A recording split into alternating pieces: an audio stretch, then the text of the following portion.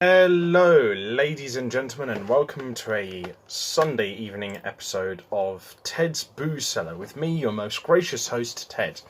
Now, like I said yesterday, we're going to be taking a look at another possibly sweet sort of drink today, and we're going to be continuing on with our on and off mini-series on this show, where we're taking a look at the different types of cider from Aspall's, very traditional, old-fashioned English Suffolk sort of cider brewer. They're one of the oldest cider breweries in the world, and they are really quite something when it comes to making sharp, dry English ciders.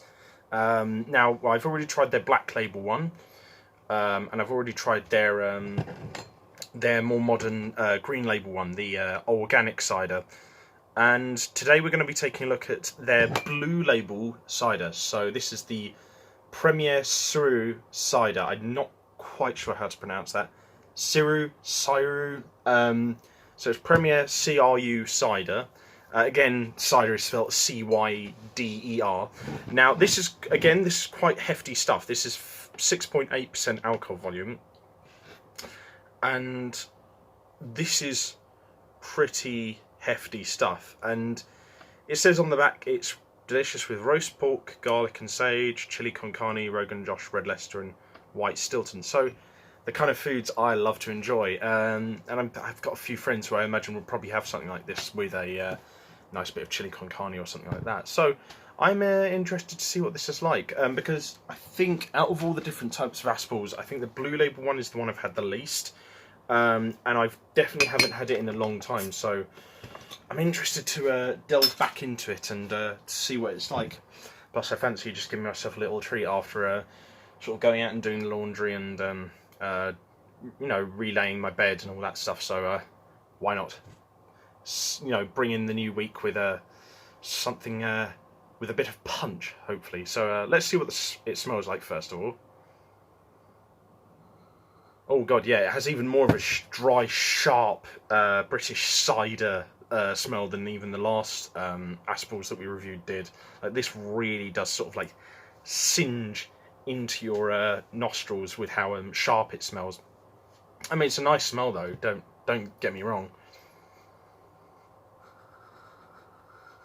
Yeah, smells really nice actually. I give it at least an 8.25 out of 10 for the smell, because it's I'm looking for like a really sort of like quintessentially British cider sort of smell that makes you think of eating pie and mash in like a barnyard house out in the middle of like Somerset or Suffolk or somewhere like that. So this fits that impression pretty well. But as always, we won't know what it's actually like until we taste it. So bottoms up and happy Sunday.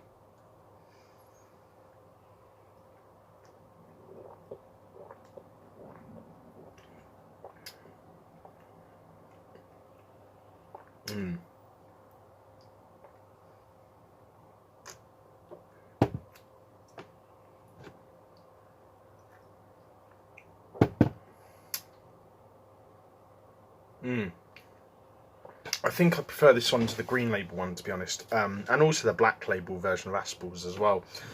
Mainly because it's quite sharp, it's quite sweet, it's got a little bit of fizz, but not too much.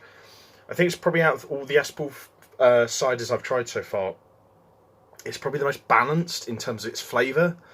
And so it's not absolutely outright outstanding in any one particular regard, but it's definitely more balanced than any of the other ones we've looked at before. So yeah, this is really nice. I could definitely imagine myself knocking back a few of these, although probably would get a bit slashed after a while, or a bit sloshed rather, because I mean, it is 6.8%, and you can definitely taste that strength in the flavour of the cider. But yeah, no, it's a damn good drink. I would recommend this. Give it probably same as the smell actually. I'd give it an 8.25 out of 10. This is one of the best ciders around. The only reason why I think I'd probably rate ciders generally lower than like some ales and beers that I've tried is because I'm more of an ale and beer drinker, really, generally speaking. Though on the odd occasion I might fancy something sweet, so hence the reason why I decided to review this. But yeah, 8.25 for both the taste and the smell. This is a solid cider.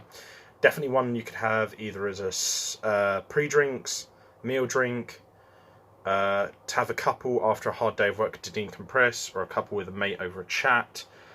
And you could probably use it in sort of like cooking as well. I don't know if you could probably say it's a sesh drink, but if you've got hard enough stomach for something this strong to have as your main sesh drink on a night of getting drunk, it might work, but it is very strong and sharp. So, I mean, it's not super sharp, but like I said, its flavour is fairly balanced. But I feel like sometimes when you're going out with the intent purpose of getting drunk, you want to have a drink that's like sort of in between being weak and strong, so it's like just down the middle. And this is very nice, and I could knock back a few of these, but it is quite stern for a cider, but still very, very nice.